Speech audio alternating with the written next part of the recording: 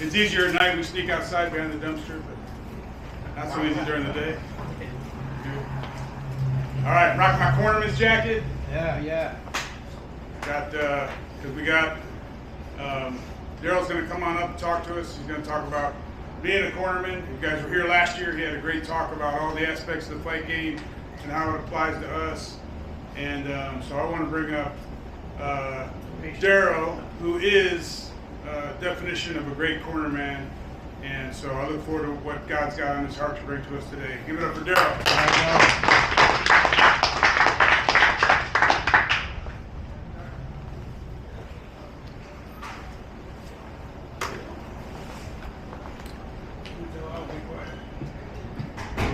Got the towel in case you need it? Hey Dan, get in here. Oh, who's out there? Let's go, guys. All right, guys. Hey, Daryl said he's on here if you want to. I got you, bro. Y'all stay outside.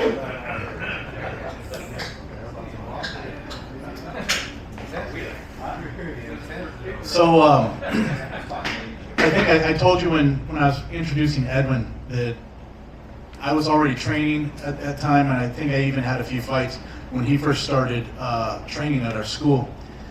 And back then, like I said, I used to maybe work him a little bit, but I had a little bit of technique on him. So I'm watching him up here speaking, and I'm like, you know what, man? He's a little bit older, a little bit slower. I think I might be able to take him.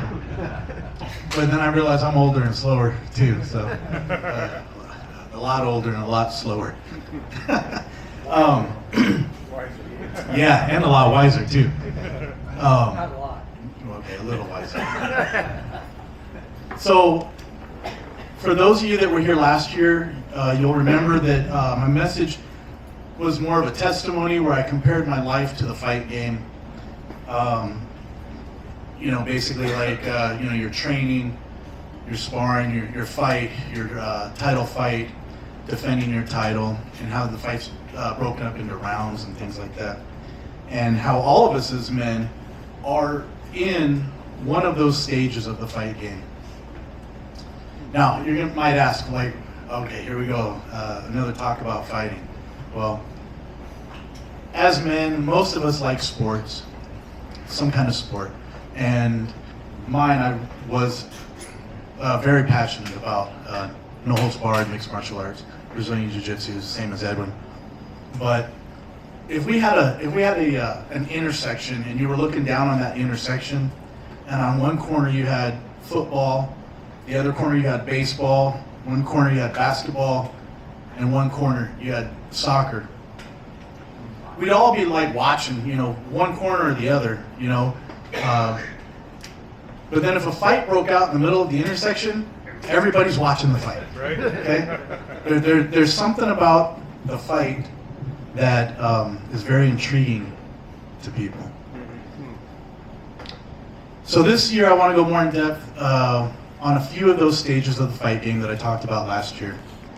And to me, the most important is figuring out who are your cornermen.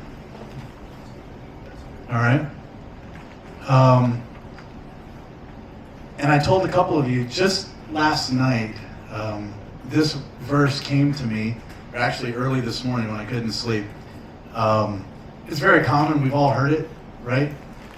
But this is really the best scripture for my message today, and it's the only scripture I'm going to show you.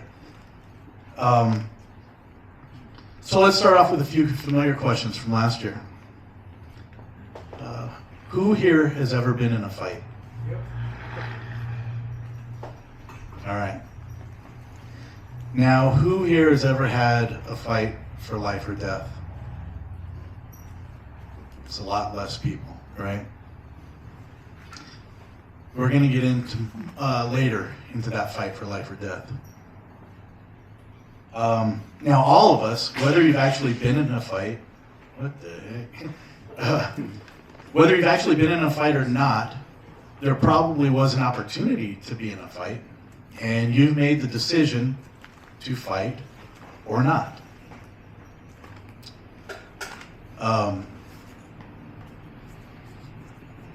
And that decision is a conscious decision that you have to make. So I want to talk about my decision to fight and some of the things that I went through while learning to fight. So what got me interested in fighting professionally? Well, as Edwin said, and maybe some of you, when the first UFC came out in 1993, I saw Royce Gracie fight. He fought 3 guys that first night and won, and he was the smallest guy on the card. And then UFC 2 came out, and he actually fought 4 times that night and won all of his fight against the smallest guy. And it just really got me interested in fighting.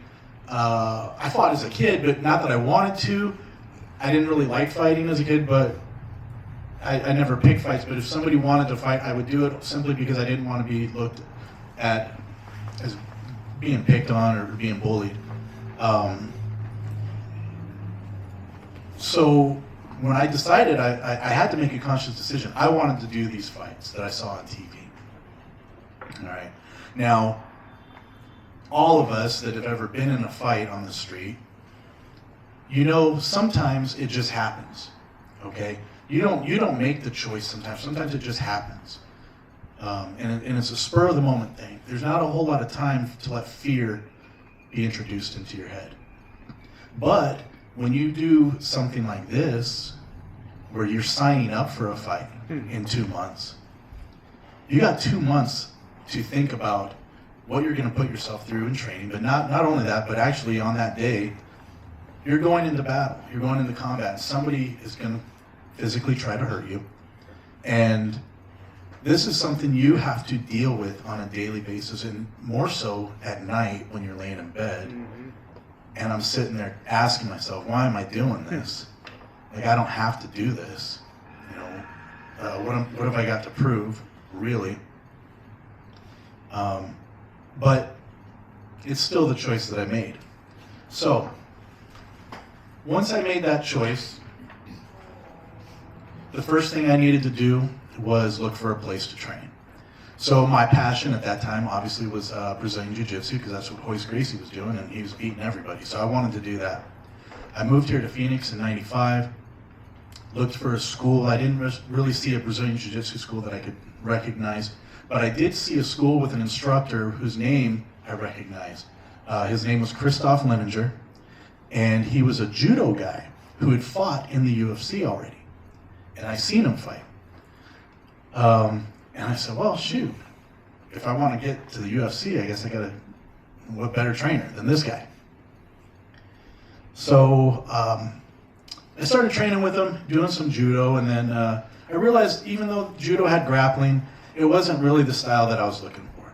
And I did eventually find a guy that was doing Brazilian Jiu-Jitsu and started training with him. And during this training, you know, we get you get your training partners, and a lot of times these people didn't have much experience, same as me. They were all pretty new.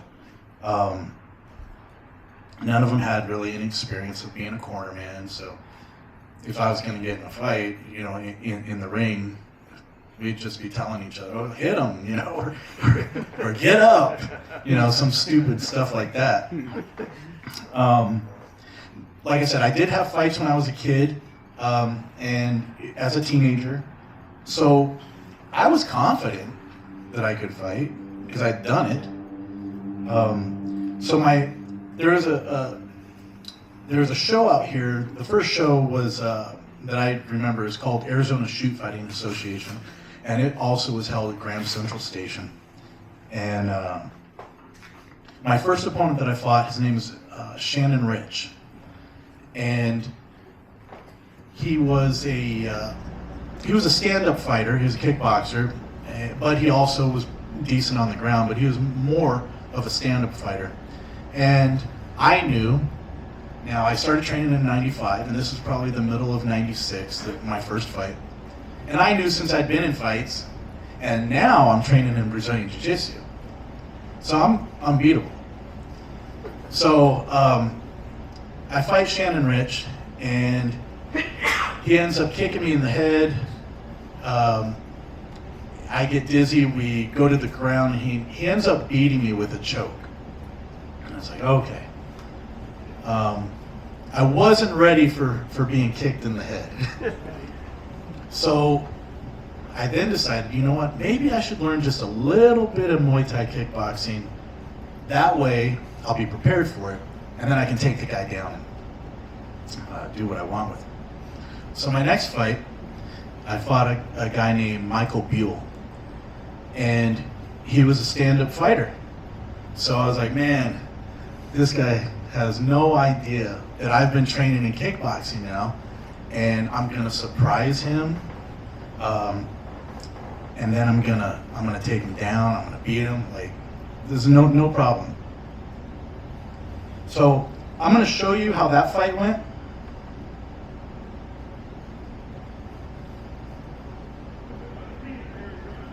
I'm at the corner on the left.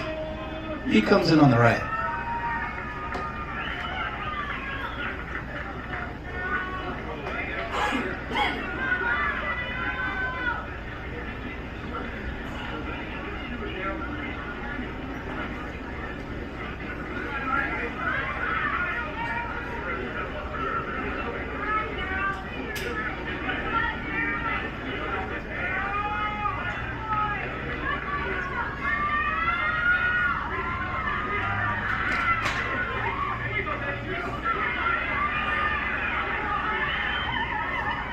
I'm thinking no big deal, we'll get back up.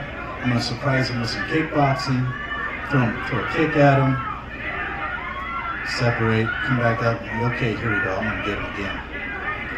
And I get kicked in the head, again, and this time I'm knocked out. My mom comes over to see me, my brother comes over to see me, I got my cornerman in the red shirt over there looking at me.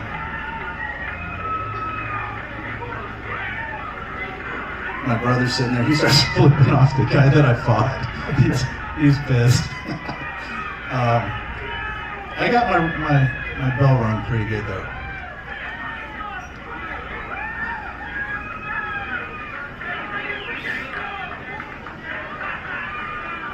So, my first two fights, I lose both of them. Now what I learned about those guys, that both of those guys actually had way more experience than I did. Okay, Shannon Rich, he had multiple fights already in other organizations and kickboxing and things. And Michael Buell was in the Army. He did boxing in the Army. He was an Army champion. He also had multiple fights. And these were my first two professional fights, with about a year of training, of course. You know, that's all I needed. So obviously I learned, all right, I don't know what I thought I knew. All right.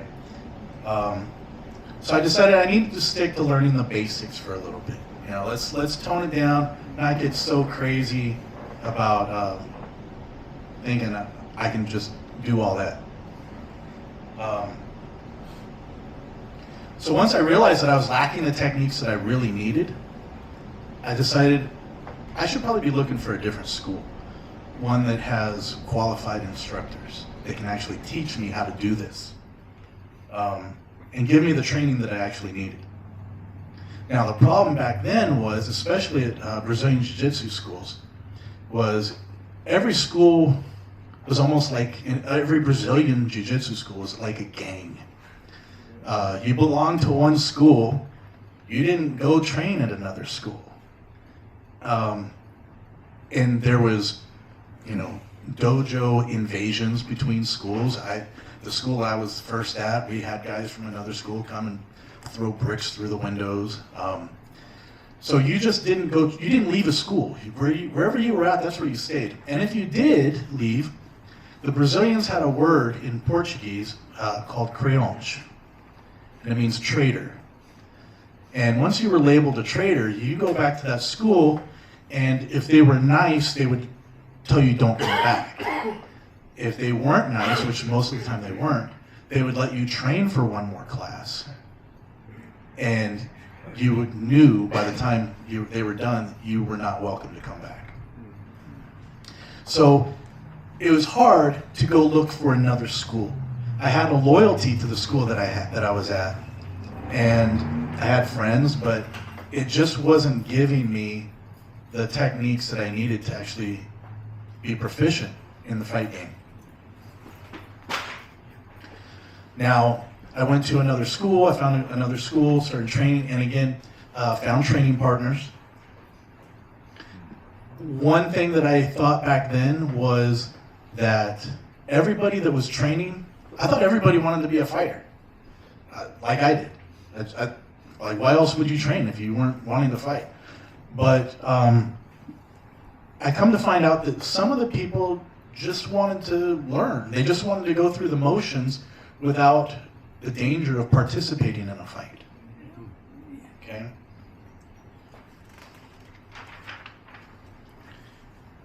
Through the sparring partners and training for fights, you start to find your sparring partners in those training people.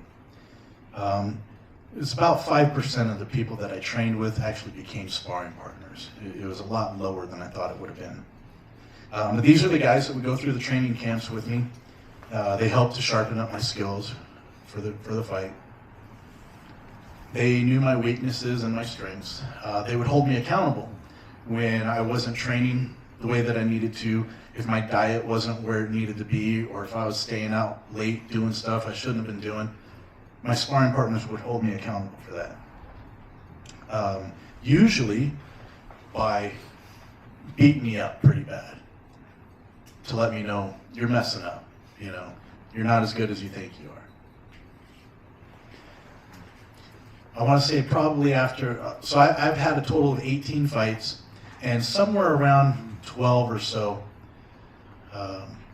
I never had any, I never got any bloody noses or anything. I was really, really good at avoiding getting hit in the face, or at least where it would show up too much. But one day during sparring, I was sparring a Muay Thai guy. He had no ground game, and we were just doing Muay Thai. And at that school that I was training at, the coaches, if you were doing sparring, if you started a round, you finished the round. That's the way it was. So if you're in there for 3 minutes, you're in there for 3 minutes. If you get hurt, if you get tired, you take a knee, your sparring partner would back up, wait 10, 15 seconds, you stand back up, and then you finish the rest of the round. Same thing if you're hurt. This dude blasted me. He was coming at me, and I ducked my head, and he blasted me with an uppercut. I immediately went to my knees, and my nose just started bleeding. First time I'd seen that. And it was a little awkward, but they called time on the clock. The coach was like, "Parrish, get out of the ring, go clean up." So I go clean up, come back in, got to do the rest of the round. I mean, that's just the way it was. But it was good. It taught you to finish what you started. Now, during these trainings and these 12 fights up to that point or whatever it was, I got really good at a set of techniques. I knew what I was good at, and I was able to get my opponents to fall into my game.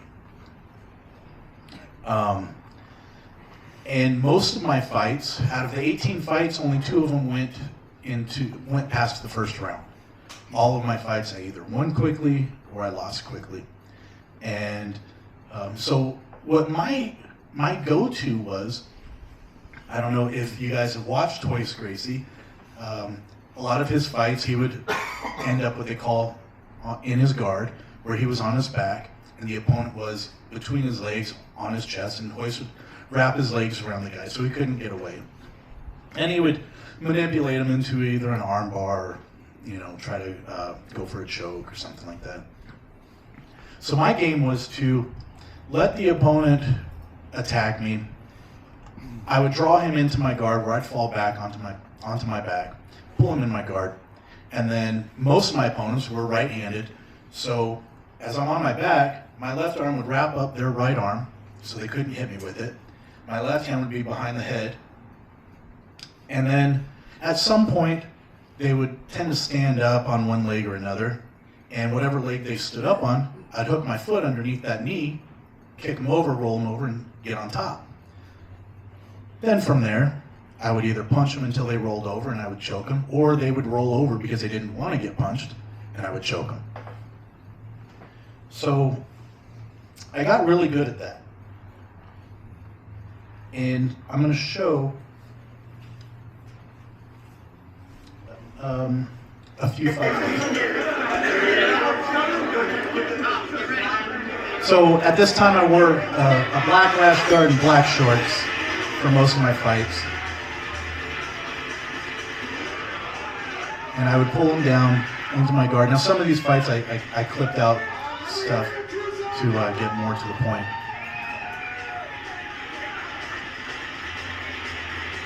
I just would hold him. Now here I hook my left foot under his leg, and I'm going to lift up with my left leg and roll him over.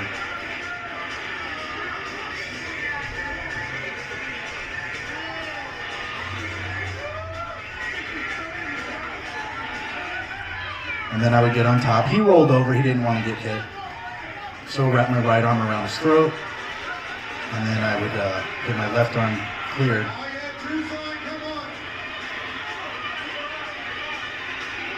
And then finish him off with a choke, and then he would tap out.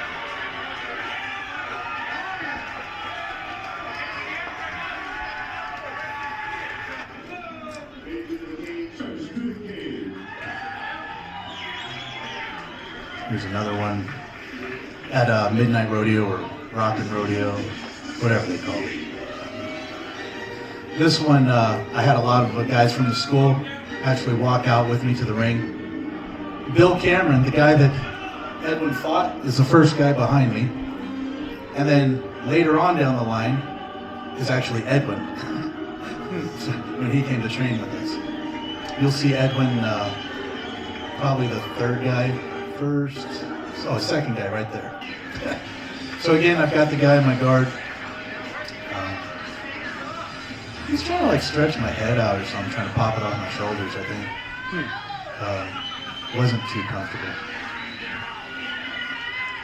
Give him a couple to the ears.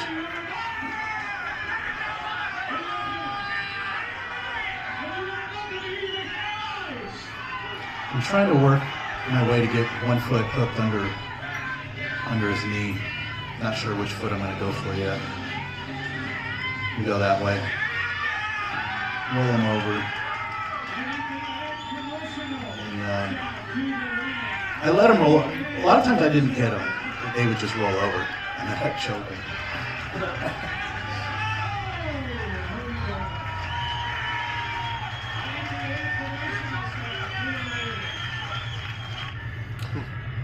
Here's the first fight at Celebrity Theater.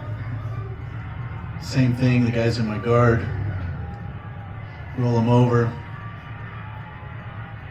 Get on top. This guy actually needed a couple punches.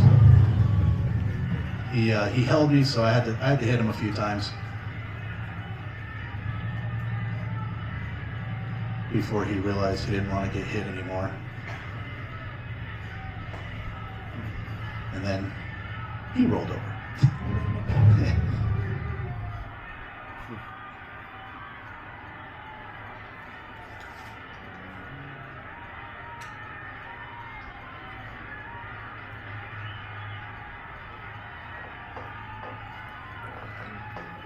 So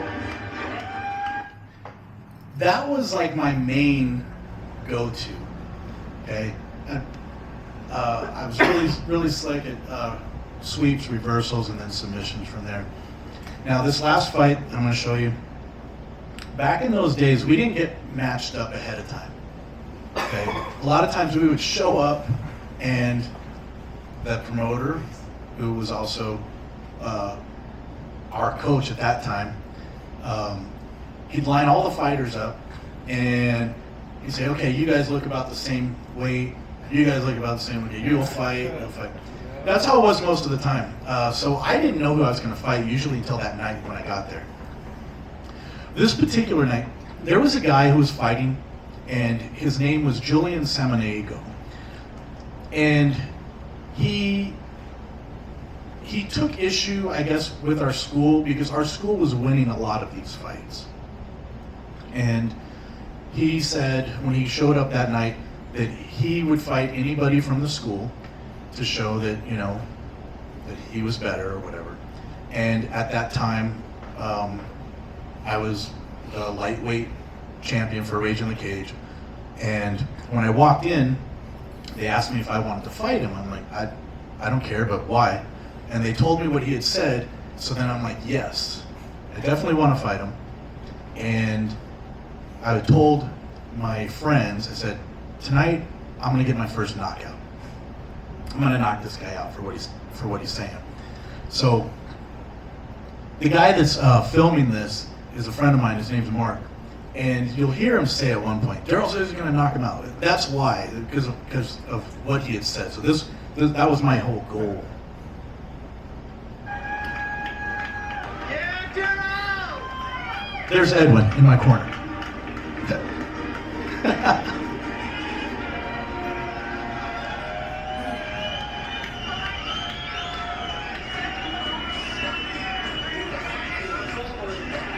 Farrell as a referee.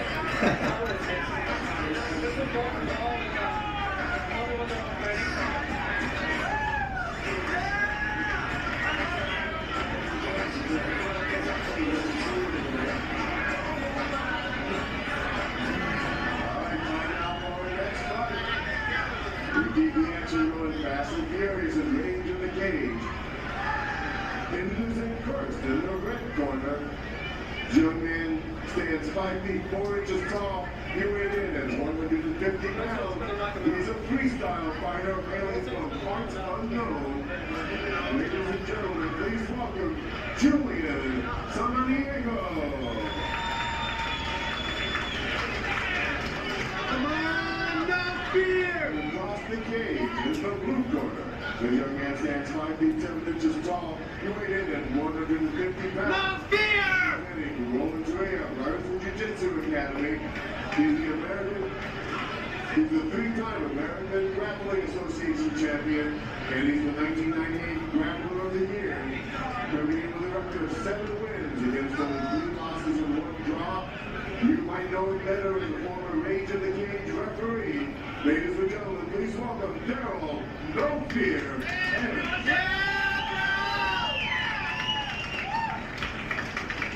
And of course, our referee this time, a fighter turned referee, Mr. Farrell, Full Moon Frisbee.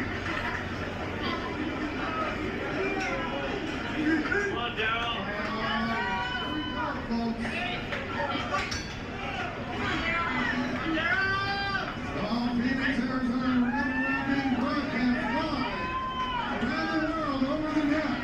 So he had other ideas. He didn't want me to knock him out.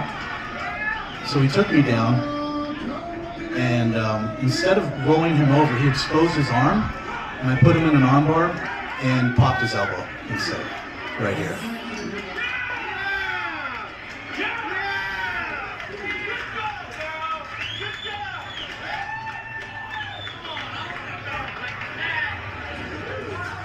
She didn't even break a sweat.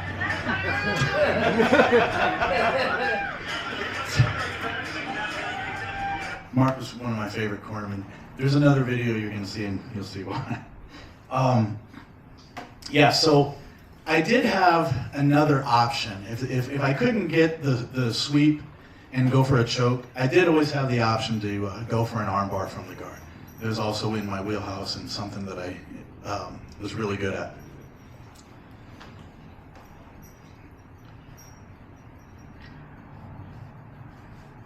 So when you have these fights, you have to decide who your cornermen are going to be, right? These guys gotta, you have to choose these guys carefully. They have to know how well you can do in a fight. Now it's best to have a few of them, and one of them has to be a chief cornerman. Real quick, I want to show a photo.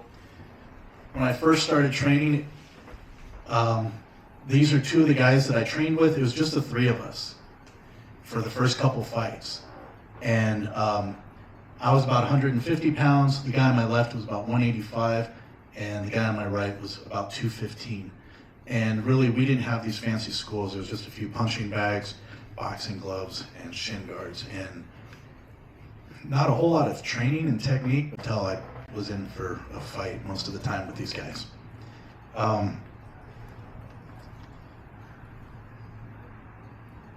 Now, your cornerman, you need a good cornerman because he's going to make the decisions for your fights. He's going to tell you your game plan. He has to know all of your capabilities.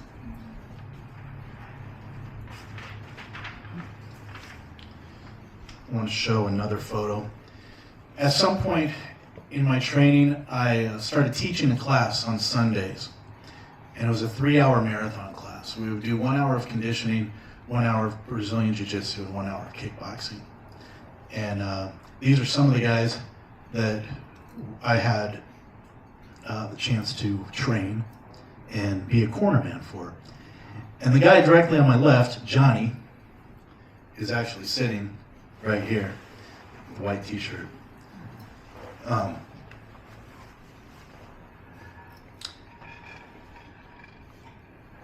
He's one of my best friends to this day. I met him when he was about 15 years old, and I've known him now for, I don't know, like 26 years or something.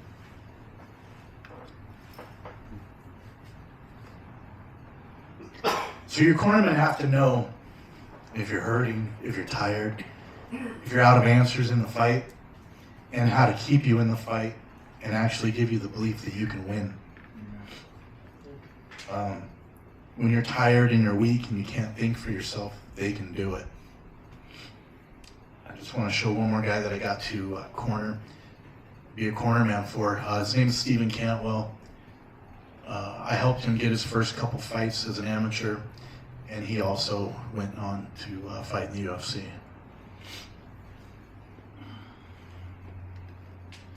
Now your cornermen, these are the guys that they're going to see the fight from the outside. Okay, they're going to see the entire picture, not just what's in front of you as the fighter. And they can give you the instructions that you need to win that fight, but all you have to do is listen and then do it. So I'm going to show you one last fight where I really learned the importance of having a good cornerman that knew your capabilities and what you could do.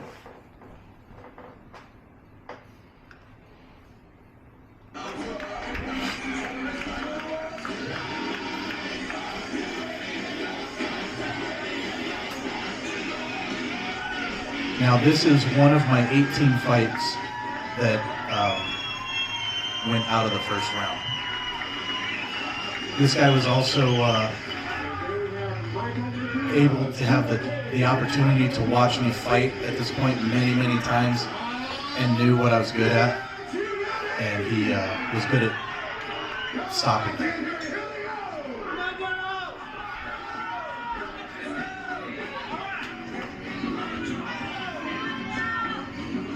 Again, I cut some of this stuff out. So.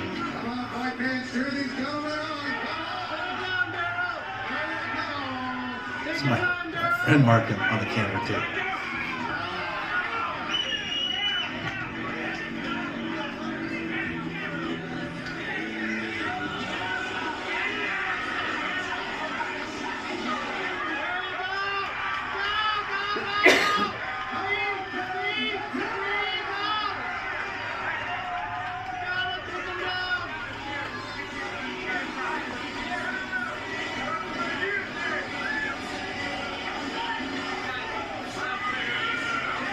Take your shots, girl.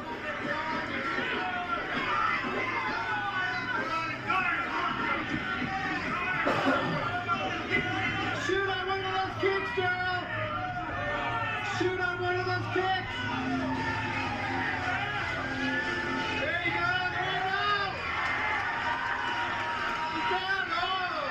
Oh. Ground it down, girl. So we cut to round 2.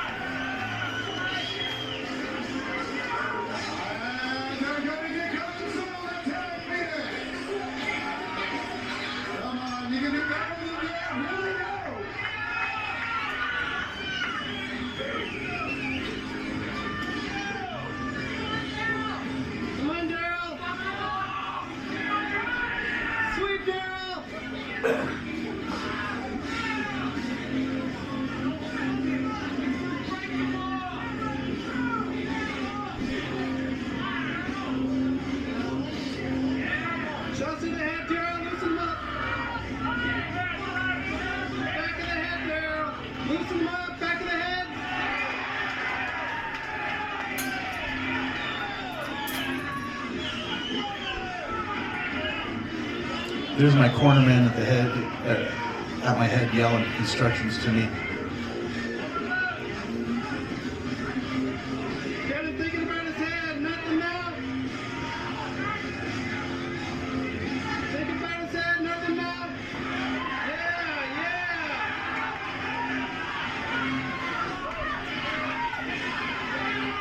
Get up, there you go.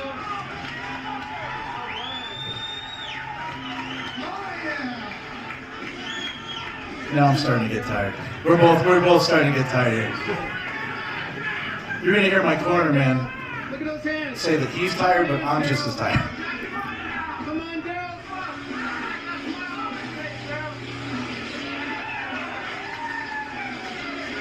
His hands are low, Daryl. He's tired. Look at him.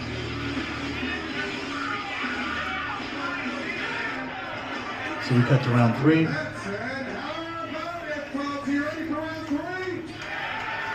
Are you ready? Come on. Remember, we take tonight, so show 'em how big Arizona is. Finish him up, Daryl. He's tired.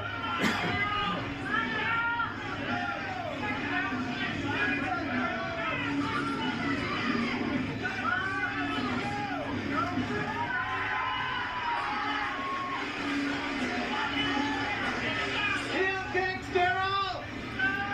He actually starts tightening up a choke. Gotta get out of the choke. Get out of the choke. Get out of the choke.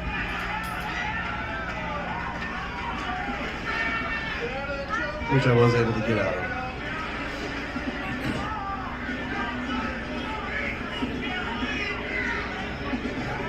There you go.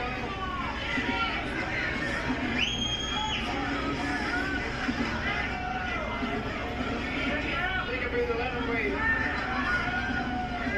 So, real quick, here we are in the 3rd round, probably close to 8 minutes of fighting, and we're now in the spot where it's my wheelhouse, right? I'm on my back, I've got him in my guard, I've been here so many times, I know what to do, and I'm dead tired. All I can think of is just get this round over with. I want out. And I couldn't think of what to do. But this is where I finished so many fights. And you're gonna see me at one point, my head's laying on the mat, and you can't tell, but my eyes are closed, and all I'm doing is just throwing these shots up, because I'm just too tired to even think. I can't do anything.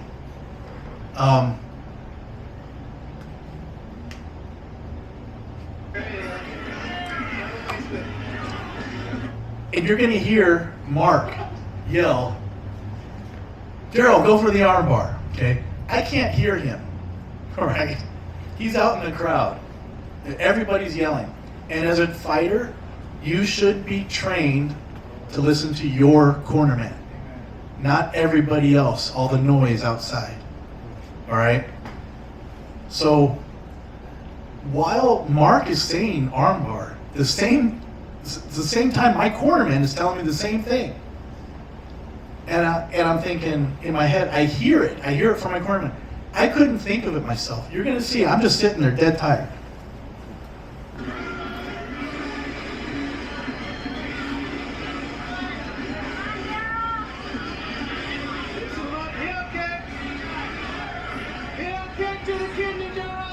I've got my eyes closed.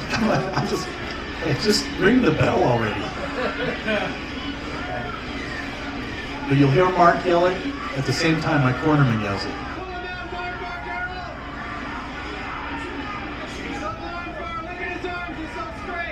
You hit him 2 times and then swing the leg over.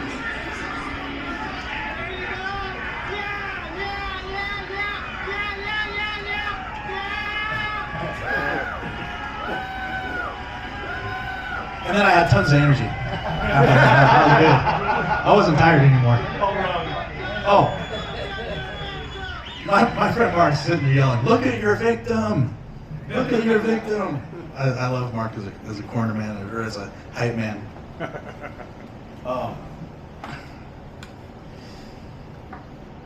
So I've shown you like what fighting meant to me, how I got into it, and what it did for me, and the importance of it, and all these things. But how does it relate to all of us, right? As Christians, or people that aren't Christians. But more so as Christians, how does this relate? Well, first off, you actually got to make the decision to fight, okay? You have to realize that as a Christian, you are in a life or death fight, right? I asked you who's here been in a life or death fight, and only a couple of you raised your hand. But the truth is, everybody is. The truth is that you have to make that decision. Are you going to fight for your salvation and win the title of saved, or do you give in to eternal death?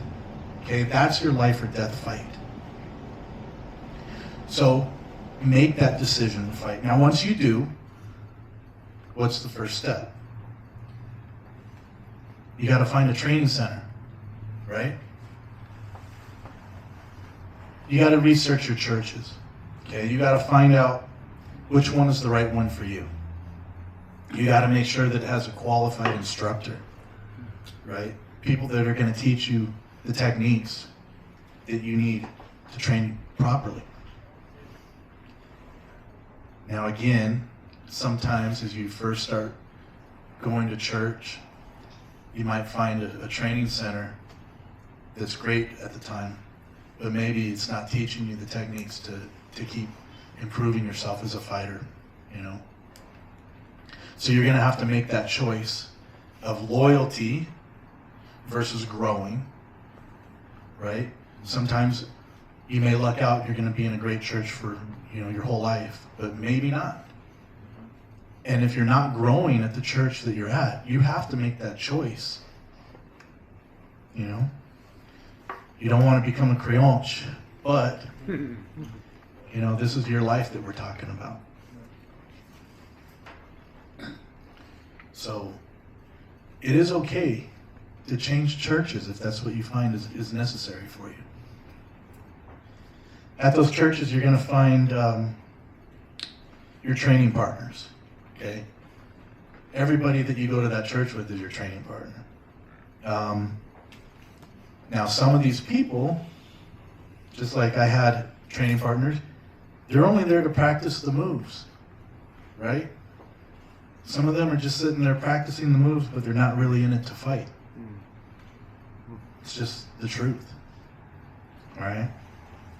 Or maybe some of those training partners you don't click with because their fight is a lot different than yours, okay? That's okay. You can still grow stronger in your faith and learn what it means to be a Christian from those people. Now, after you find your training partners, you got to find your sparring partners, okay? This is those people in that group of training partners that they're going to get to know you the best, all right? They're going to understand when you're weak and strong. They're going to be there to lift up your spirits. And these sparring partners are going to make you a better Christian, even if it feels like they're beating you up a little bit, okay? Now, one thing as Christians is very important is we got to figure out who our chief corner man is. Now, this is the guy that has to know you the best, inside and out. He needs to know your soul, your fears, your strengths, and your weaknesses. Who do you guys think that your chief corner man should be? Yeah. Because he's always going to have the best game plan for your fight. He wrote out the battle plans in the Bible. He gives you your strategy there. And when you're tired and worn and beat up, and you cannot think of how to win that fight anymore, he can give you a path to victory. Again, all you have to do is listen and then do it. But besides your chief corner man, which is probably the most important, but I think right up there is just almost as important, is figuring out who your additional cornermen are going to be. This is the tighter group of maybe 3 to 5 people that are your sparring partners. But they're even closer to you. And they're always going to have great advice to help you out in a fight. So we could give a biblical example. Probably the most obvious is the apostles, right? They were each other's training and sparring partners. They'd hold each other accountable. And they had God as their chief cornerman in the flesh as Jesus. Another example would be David. Killed Goliath, right?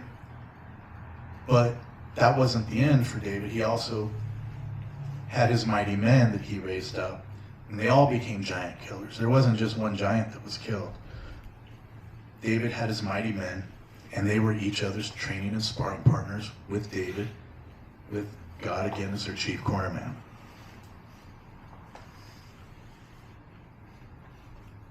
Who are your guys' cornermen?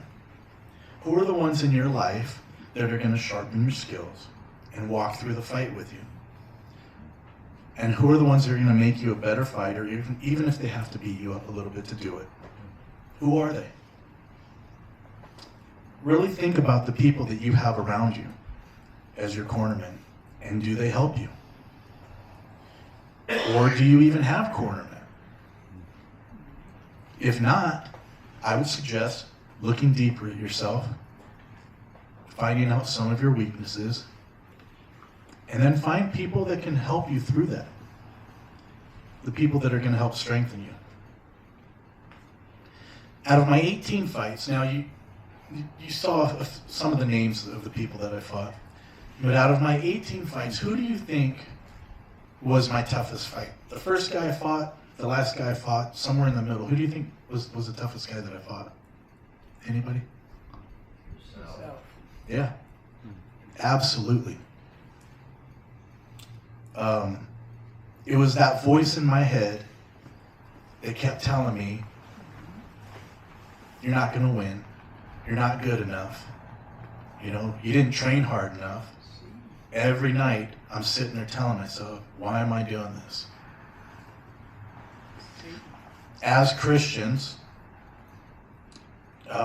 you have the same voice telling you that you guys aren't worthy. You're not worthy or able to be saved. This is Satan in your head.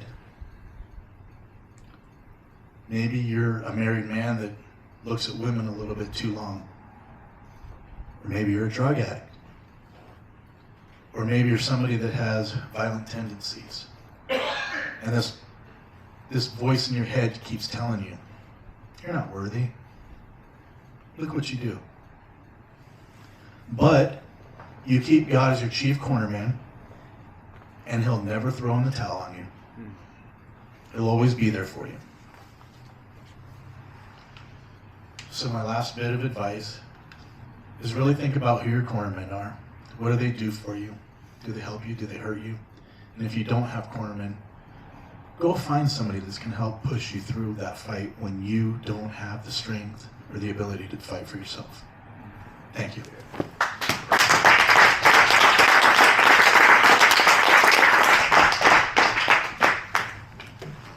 All right, Daryl, thank you, brother. Thank you. And like I said, Daryl is a good cornerman himself.